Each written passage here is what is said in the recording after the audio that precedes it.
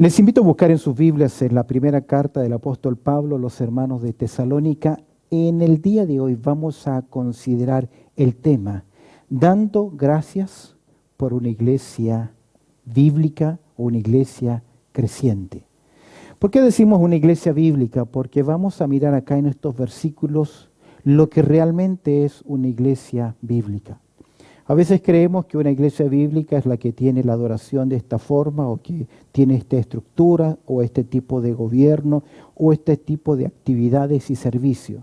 A la luz de las Escrituras vamos a ver que una iglesia bíblica, que una iglesia madura, que un creyente maduro es aquel que evidencia estas mismas características que vamos a ver en el día de hoy. Si tienes tu Biblia abierta en 1 Tesalonicenses, vamos a mirar juntos verso 2 que dice lo siguiente. Pablo dice así: damos siempre gracias a Dios por todos vosotros, haciendo memoria de vosotros en nuestras oraciones, acordándonos sin cesar delante de Dios y Padre nuestro de la obra de vuestra fe, del trabajo de vuestro amor y de vuestra constancia en la esperanza en nuestro Señor Jesucristo. Dice el verso 4, porque conocemos, hermanos amados de Dios, vuestra elección. Pues nuestro evangelio no llegó a vosotros en palabras solamente, sino también en poder, en el Espíritu Santo y en plena certidumbre, como bien sabéis, cuáles fuimos entre vosotros por amor de vosotros. Y vosotros vinisteis a ser imitadores de nosotros y del Señor, recibiendo la palabra en medio de gran tribulación, con gozo del Espíritu Santo. En este capítulo el apóstol Pablo está recordando cómo fue la acogida del Evangelio. Recuerda que Pablo tuvo problemas en Filipo y tuvo que salir, él va a viajar, ahora llega a Tesalónica y él estuvo 3 días de reposo, 4 semanas. Al final un tumulto de judíos holgazanes, ociosos, asaltaron la casa de Jasón, llamaron a las autoridades, hicieron un gran escándalo, celosos los judíos porque Pablo comenzó a predicar el Evangelio y judíos, muchos mujeres gentiles, comenzaron a conocer a Cristo como su Salvador personal. Por así decir, la sinagoga comenzó a quedar vacía. Y donde estaba el apóstol Pablo, la gente venía con fe a crecer en la palabra del Señor. Ahora el apóstol Pablo recuerda aquellos momentos especiales, porque Pablo sabe que ellos recibieron la palabra del Señor en medio de muchas dificultades, de tribulaciones. No en vano nuestro Señor Jesucristo en Juan capítulo 16, verso 33, Él nos dice, en el mundo tendréis aflicciones. Y la verdad que esto nos hace sentido. La persona, el creyente que quiere dedicarse a servir al Señor, Pablo le dice a Timoteo que el que quiere vivir piadosamente en Cristo Jesús padecerá persecución. Y déjame decirte algo, muchas veces las persecuciones vienen de fuego amigo. Fuego amigo es la expresión cuando entre los mismos compañeros se disparan entre ellos. Friendly fire le llaman, fuego cruzado, fuego amigo. Jesús dijo, y aún sus enemigos serán los de su propia casa. Pero cuando toca esta aflicción, esta dificultad, la realidad que vemos acá es que vemos a una iglesia que vive en el poder del Espíritu Santo. Esta iglesia que vive en el Espíritu Santo será una iglesia con un testimonio poderoso. La evidencia de una iglesia que depende del Espíritu Santo es que ella por sí mismo comienza a dar testimonio del Evangelio de Cristo Jesús. Es por eso que el mejor evangelista que hay es un recién convertido. Cuando él conoce el Evangelio, se enamora del Evangelio, inmediatamente él quiere compartir con otros. Pero ¿sabe qué es importante? Cómo nosotros, la iglesia, dependemos del Espíritu Santo. Creo que a veces en esta dependencia del Espíritu Santo nos hemos equivocado mucho. Por decir, yo no soy de esta línea, yo no soy de aquella, nos hemos olvidado del trabajo especial del Espíritu Santo. Predicamos más con conocimiento, más con homilía, con capacidad, que en dependencia y el poder del Espíritu Santo. Martin Lloyd-Jones, que uno de los predicadores increíbles y escritor prolijo de la palabra de comentarista, cada vez que él se subía al púlpito, dice que en su iglesia habían como 5 peldaños. para subir al púlpito. En cada uno de esos peldaños él decía, yo creo en el poder del Espíritu Santo, yo creo en el poder del Espíritu Santo, yo creo en el poder del Espíritu Santo. Y cuando él predicaba, dependía del poder del Espíritu Santo. Yo hoy lo veo a través de la net. Todos los predicadores son prolijos, exactos, profesionales. Suena bien. Pero lo que nosotros necesitamos es que Dios hable directamente a dónde, a nuestro corazón, y ser testigos de esa verdad. Y aquí vemos una iglesia que fue impactada con el Evangelio, y en la forma que fueron impactados, ellos también decidieron impactar a otras personas. Rápidamente, 2 lecciones importantes al dar gracias a Dios por nuestra iglesia. Lo primero que Pablo va a hacer, que es común en sus escritos, pero que no es solamente una repetición de una costumbre. En primer lugar, vamos a ver cómo Pablo recuerda a esta iglesia, el recuerdo de Pablo en su plegaria. Pablo junto a su equipo se presentan delante del trono de Dios. Y delante del trono de Dios lo que van a hacer es dar gracias por el pueblo de Dios. Porque ellos dicen, realmente ese pueblo, esta iglesia de Tesalónica ha evidenciado genuinamente que Dios les ha llamado, que Dios ha hecho su obra en ellos. A través de los años nosotros vemos muchas personas venir. Vemos muchas manos que se levantan diciendo, sí, yo recibo a Cristo, y los vemos emocionados y muchas cosas. Pero al poco tiempo vemos que ya no vienen más, se apartan y vuelven al mismo rumbo de siempre. Y uno a veces se pregunta, ¿falla el Evangelio? No creo. La Biblia dice que el Evangelio es poder de Dios. ¿Sabe que entiendo que del 100% que viene a una iglesia, solo el 25% de ella da fruto? El resto entra y el mensaje se va. No son mis palabras, fue lo que nuestro Señor Jesucristo enseñó en Mateo capítulo 13. Por eso que Pablo da gracias al Señor por esta iglesia. Mira, el recuerdo de Pablo en su plegaria. Y lo primero que vemos al observar el versículo 2 es que hay acá, en el equipo del apóstol Pablo, una oración colectiva. Observa cómo comienza el verso 2. En primer lugar, Pablo dice, ¿damos qué? Siempre gracias. Damos. Es un plural. Pablo está con alguien más. Dice, damos siempre gracias por vosotros, haciendo memoria de vosotros. Es decir, Pablo comienza a orar. Y hay aquí en primer lugar una oración colectiva.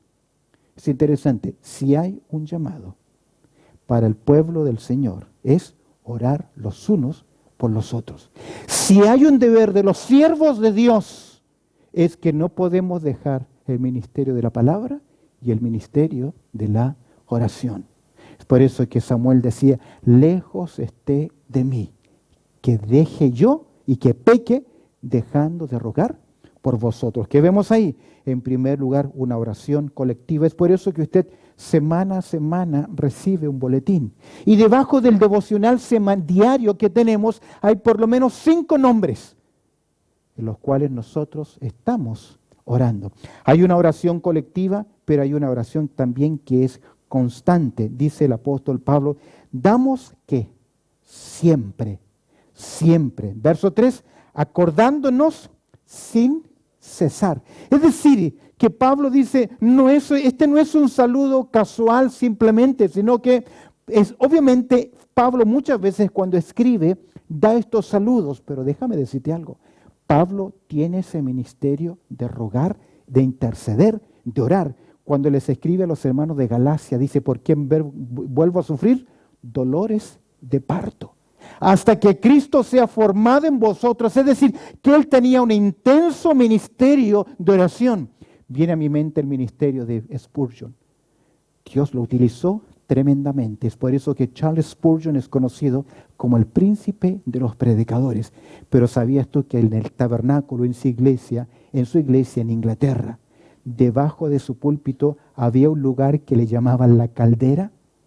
Porque él tenía un grupo de hombres y mujeres que mientras él ministraba la palabra del Señor, ese grupo de hombres y mujeres rogaba abajo para que cada palabra, cada sentencia fuese con poder en el Espíritu Santo. y tocase el corazón. Orando constantemente, orando sin cesar. En el capítulo 5, verso 17, encontramos ese mandato. Orad que sin cesar, y la idea sin cesar es como cuando a nosotros se nos produce esa tos, esa carraspera que casi no podemos detenernos o parar. Esa es la idea, una oración intensa unos por otros. Cuando nosotros comenzamos a orar por otros, Dios nos bendice a nosotros. ¿Cómo era esta oración? Era una oración colectiva, era una oración constante. También podemos observar que era una oración con gozo, con contentamiento, una oración contenta. Dice Pablo, damos siempre ¿qué? Gracias a Dios por todos vosotros. Es decir, que cuando Pablo comenzaba a orar y recordaba un nombre de un hermano, casi yo lo veo sonreír, mover su cabeza, decir, Señor, te doy gracias por este hermano. Te doy gracias, Señor, por esta familia. Pablo, al recordar a sus hermanos de Tesalónica, traía alegría a su corazón y acciones de gracia. Decía, Señor, te agradezco por cómo ellos recibieron el Evangelio. Te agradezco cómo ellos comenzaron a obrar. Te agradezco cómo ellos comenzaron a dar testimonio. Dios, te agradezco porque tú los has elegido y esa elección fue evidente en el resultado, en el estilo de vida de ellos. Pensaba en esto.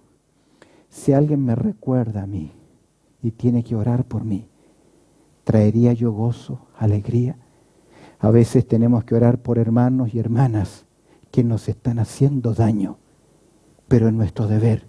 El sumo sacerdote, cuando se presentaba en el día de la expiación, llevaba en su pecho un pectoral. Ese pectoral tenía 12 piedrecitas que representaban las 12 tribus de Israel. Y él se presentaba delante de Dios como un intercesor, como un sacerdote, y oraba también por el pueblo. Yo quiero que usted ore por mí. Yo quiero orar por usted. Pero ojalá que cuando nos recordemos en oración, espontáneamente podamos decir, Señor, te doy gracias por mi hermano, por mi hermana.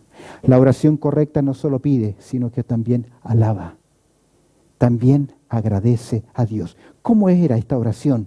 El recuerdo de Pablo en su plegaria era una oración colectiva, era una oración constante, era una oración contenta, es decir, con agradecimiento, con gozo, pero también era una oración concreta y específica. Dice Pablo, haciendo memoria de vosotros en nuestras oraciones. Un comentarista decía lo siguiente, ¿tenía acaso Pablo una lista de los discípulos de Tesalónica que repasaba en la oración con Sila y con Timoteo? ¿Cómo es que Pablo pudo recordar a todos los creyentes? ¿Cómo era su ministerio de oración? ¿Cómo es el suyo? ¿Cómo es el mío? A veces nuestras oraciones son Señor, te pido por esta familia que tú les bendiga, que tú les cuides. Y se acabó. Pero no hay una oración concreta. No hay una oración específica. Jesús le pregunta al ciego Bartimeo, ¿qué quieres que haga contigo? Era evidente que si era ciego, que quería ver. Pero el Señor nos dice, el que pide, hay que pedir. El que pide recibe, el que busca halla y el que llama se le abrirá. Y creo que mientras más específicos somos, más concreto podemos ver la oración del Señor. Hemos visto entonces por qué Pablo es una bendición esta iglesia bíblica. En primer lugar, el recuerdo de Pablo en su plegaria. Una oración colectiva, una oración constante, una oración con contentamiento, pero era también una oración concreta, haciendo memoria de vosotros en nuestras oraciones. Segundo lugar, segunda lección importante al dar gracias por nuestra iglesia. Veamos ahora por qué Pablo da gracias. ¿Por qué Pablo cuando recuerda a sus hermanos le trae al corazón alegría? La razón de Pablo, de su plegaria, a pesar del poco tiempo en la vida cristiana de esta iglesia, ¿recuerdas cuánto tiempo? 4 semanas. En 4 semanas es poco tiempo, muy poco tiempo, pero en ese poco tiempo fue evidente el cambio en sus vidas. A pesar del poco tiempo en la vida cristiana de esta iglesia, Pablo recuerda 3 características que esta iglesia tenía y que en cierta forma son señal de madurez para cada iglesia local. ¿Cómo sabía Pablo que estas personas eran salvas? ¿Cómo llegó Pablo a ese convencimiento? Señor, te doy gracias por ellos, por la obra, por la elección soberana que tú tuviste en ellos. ¿Cómo Pablo se dio cuenta de esta gran verdad? Es porque ellos evidenciaron 3 virtudes. Las menciono ya y las vamos a desarrollar. Ellos manifestaron fe, ellos manifestaron amor y ellos manifestaron también esperanza. Mira conmigo el verso 3. Acordándonos sin cesar delante del Dios y Padre nuestro de la obra de vuestra fe, del trabajo de vuestro amor y vuestra constancia, la esperanza en nuestro Señor Jesucristo. Ellos tenían fe, ellos tenían amor y ellos tenían también esperanza. Si en algo debemos caracterizarnos como iglesia, es tener fe, una fe que se evidencia. Debemos tener amor y debemos también tener esperanza. En primer lugar, ¿cómo sabía Pablo que estas personas eran salvas? Ellos evidenciaron una fe que obra. La obra, dice el apóstol Pablo, de vuestra fe. Viene a mi mente el argumento de Santiago en el capítulo 2. Santiago en el capítulo 2 dice, la fe sin obras es muerta. No es una contradicción con Efesios capítulo 2, verso 8 y 9 que dice que las obras no tienen nada que ver en nuestra salvación. No somos salvos por obras, sino por la fe. No es una contradicción. Pablo en Efesios capítulo 2 está hablando de la fe en forma vertical, el hombre con Dios. La única forma en que el hombre pueda ser salvo delante de Dios, y eso tiene que ver con Dios en forma judicial, es por medio de la fe. No hay obra humana para ganar la salvación, ni tampoco obra humana para perderla, porque no es nuestra. Es un regalo, es un don de Dios. Pero Santiago aborda otro tema. No es la fe vertical, el hombre con Dios, sino que es una fe horizontal. El hombre con otro hombre, el hombre dando testimonio a otros. Es por eso que Santiago dice, si tú me dices que tienes fe, pero no tienes obra, déjame decirte algo. Tu fe es muerta. ¿Por qué? Porque no está evidenciando en su vida ese cambio que él dice que debe tener. No somos salvos por obras, pero sí somos salvos para buenas obras. De hecho, encontramos acá esta interesante expresión acá, la obra de vuestra fe. Mira conmigo el verso 4, porque conocemos, hermanos, amados de Dios, vuestra elección. Si tú lo miras ahí, este versículo casi pareciera decir como que ellos eligieron algo. Permíteme mostrarte el mismo versículo en 2 versiones diferentes. La versión de las Américas dice así, sabiendo, hermanos amados de Dios, su elección de vosotros. Suena ya diferente. Ya no es tanto la elección de los tesalonicenses, sino que ahora el sujeto de esta elección es Dios. Observa la Nueva Versión Internacional. Dice, hermanos amados de Dios, sabemos que Él os ha escogido. Pablo, en verso 4, dice, yo estoy seguro de un tema que a veces no es fácil abordar, la elección soberana de Dios. Pablo dice, yo he llegado al convencimiento de que Dios los ha elegido para salvación. ¿Sabes por qué? Porque ustedes evidencian con el estilo de vida que realmente fueron llamados por el Señor. ¿Cómo es que Pablo sabía esto? ¿Cómo podía estar tan seguro si es un tema controversial? Mira el verso 5 y verso 6. Mira lo que dice. Pues nuestro evangelio no llegó a vosotros, ¿en qué? En palabras solamente. Es decir, Pablo no fue un palabrero. Pablo no vino a alabar el oído, no les vino a predicar cosas lindas. Pablo les presentó, ¿qué cosa? El evangelio de Cristo Jesús. Y Pablo sabe, Romanos 1:16, que el evangelio tiene poder de Dios para cambiar. En Juan capítulo 8, verso 32, Jesús dijo, y conoceréis la verdad, y la verdad os hará libres. Por eso es que Pablo dice, pues nuestro evangelio no llegó a vosotros en palabras solamente. ¿Por qué es necesario palabras? Porque la fe viene por el oír. Pablo dice en Romanos 10, ¿cómo creerán sin haber quien les predique? Debemos predicar el evangelio. No es suficiente orar por el inconverso. Dios eligió una forma de alcanzar a los elegidos. Y es a través de la propagación, de la predicación del Evangelio. Dice, por nuestro Evangelio no llegó a vosotros en palabras solamente, sino también en poder, en el Espíritu Santo y en plena certidumbre. Como bien sabéis cuáles fuimos entre vosotros, por amor de vosotros. Y vosotros, cuando se convirtieron, dice, vinisteis a ser imitadores de nosotros. Ellos eran evangelistas, ellos eran predicadores, ellos llevaban el Evangelio, eso fue lo que ellos imitaron. Y vosotros vinisteis a ser imitadores de nosotros y del Señor, recibiendo ¿qué cosa? No las palabras de Pablo, la palabra en medio de gran tribulación. Es decir, no fue fácil su conversión, pero lo hicieron con gozo del Espíritu Santo. ¿Por qué del Espíritu Santo? Porque Él es el que convence. Él es el que convierte, Él es el que convence, Él es el que demuestra.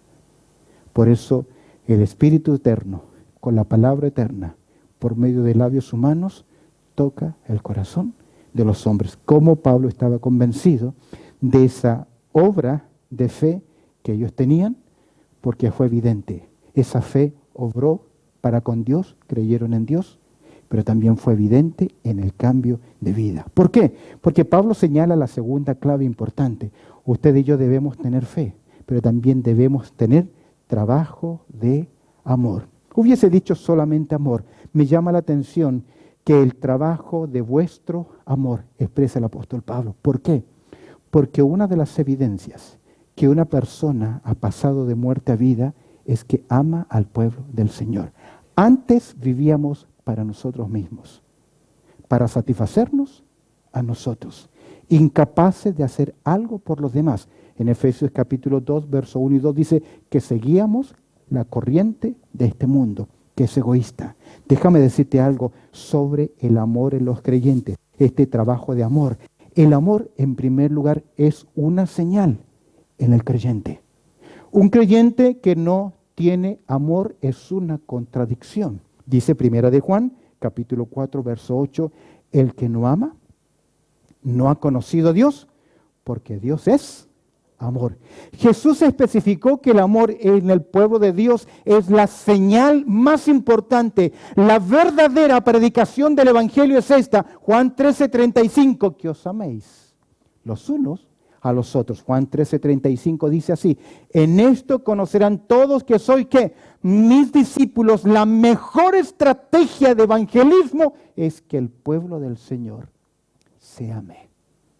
Pero si no se ama, por más mensajes que subamos a la net, por más programas que queramos tener, por más folletos que queramos repartir, si no hay amor, soy como un címbalo que retiñe, no sirve. Ahora, el trabajo de amor, el amor era una señal, es una señal en el creyente, pero escúcheme bien, por lo tanto el amor no es un sentimiento en el creyente.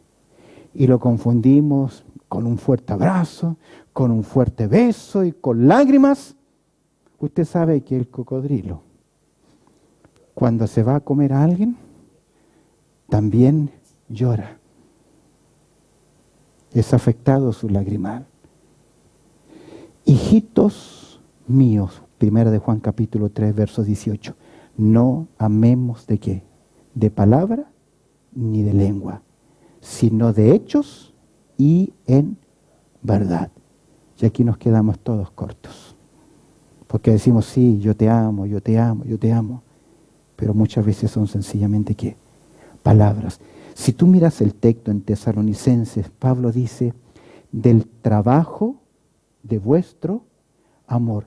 ¿Sabes que el término trabajo, el término griego kapos, significa trabajo duro, trabajo fatigoso? Es decir, que tiene que haber un precio. Se tiene que pagar el precio.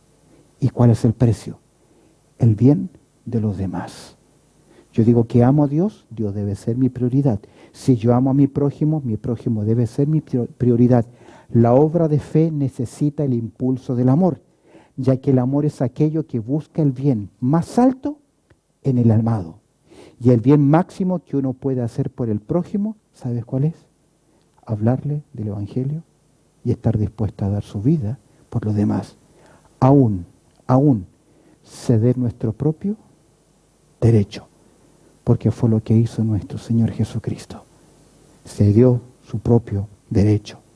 ¿Cómo era esta iglesia? Las razones de Pablo, de su plegaria, por la obra de fe de estos hermanos, por el trabajo de amor, pero también por la obra de su fe, por el trabajo de amor, pero también por la paciencia en la esperanza.